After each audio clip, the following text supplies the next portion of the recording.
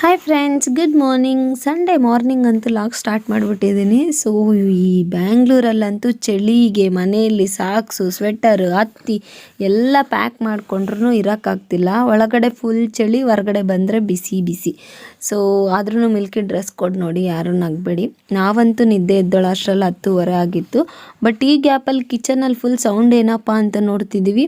Cutie ಇಲ್ಲ, already ಎದ್ದುಬಿಟ್ಟು early ಮಾರ್ನಿಂಗೇ ಎದ್ದಿದ್ದಾಳೆ. ಯಾಕೆ ಅಂದರೆ ಸಾಟರ್ಡೆ ಆ್ಯನ್ಯಲ್ ಡೇ ಮುಗಿಸ್ಕೊಂಡು ಮನೆಗೆ ಬರೋಷ್ಟರಲ್ಲಿ 11 ಆಗಿಬಿಟ್ಟಿತ್ತಲ್ವ. ಅವ್ರ ಅಜ್ಜಿ ತಾತಂಗೆ ಅಮ್ಮಮ್ಮ ಅವ್ರಿಗೇನು ವಿಡಿಯೋಸ್ ತೋರಿಸಿಲ್ಲ, ಅವಳು ಮೇಕಪ್ ತೋರಿಸಿಲ್ಲ. ಹಾಗಾಗಿ ನೈಟೂ ತೊಳ್ಕೊಳ್ದೆ ಮಲ್ಕೊಂಡು ಬೆಳಗ್ಗೆ 8-8:30 ಎದ್ದುಬಿಟ್ಟು ಅವ್ರಿಗೊಂದು ವಿಡಿಯೋ ಕಾಲ್ ಮಾಡಿ ಡ್ಯಾನ್ಸ್ ಮಾಡಿರೋ ವಿಡಿಯೋನೆಲ್ಲ ತೋರಿಸಿ, ಅವಳ ಮೇಕಪ್ನೆಲ್ಲ ತೋರಿಸಿ, ಆ್ಯಂಡ್ ನಮಗೂ ಸ್ವಲ್ಪ ಸರ್ಪ್ರೈಸ್ ಮಾಡಬೇಕು ಅಂತ ಮ್ಯಾಗಿ ಪ್ರಿಪೇರ್ ಮಾಡೋಕ್ಕೆ ರೆಡಿ ಆಗ್ತಿದ್ದಾಳೆ.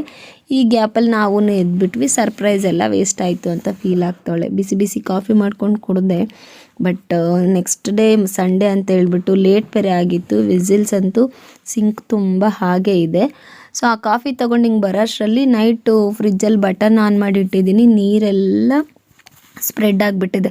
ಇದನ್ನು ತೊಳ್ಕೊಳ್ಳೋ ಕಾರ್ಯಕ್ರಮ ಸ್ಟಾರ್ಟ್ ಮಾಡೋಣ ಕಾಫಿ ಕುಡಿದು ಅಂತ ಯೋಚನೆ ಮಾಡ್ತಿದ್ದೆ. ಈ ಗ್ಯಾಪಲ್ಲಿ ಬಾಸ್ ಕಾಲ್ ಮಾಡಿ, ಇವತ್ತು ಸಂಡೇ ಯಾರೂ ಅಡ್ಜಸ್ಟ್ ಆಗಿಲ್ಲ, ಆಫೀಸಿಗೆ ಬಾರಮ್ಮ ಅಂತ. ಈ ಥರ ಅರ್ಜೆಂಟ್ ಇದ್ದಾಗ ಎಮರ್ಜೆನ್ಸಿ ನನಗೆ ಚೆನ್ನಾಗಿ ಯೂಸ್ ಆಗ್ತೀನಿ ಅನಿಸುತ್ತೆ ನನಗೊಂದೊಂದು ಸಲ.